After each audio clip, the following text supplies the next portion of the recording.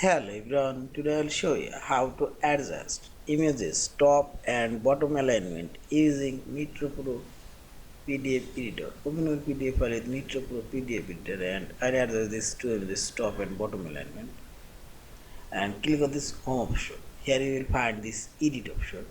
Select it.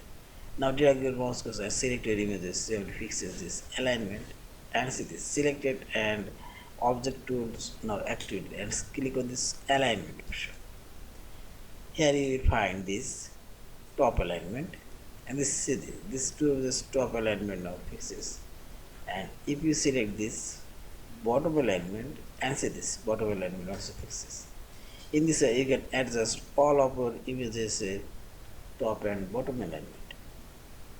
And finally select this file option, save or save as your images. Thank you for watching. Subscribe, like, share and comment.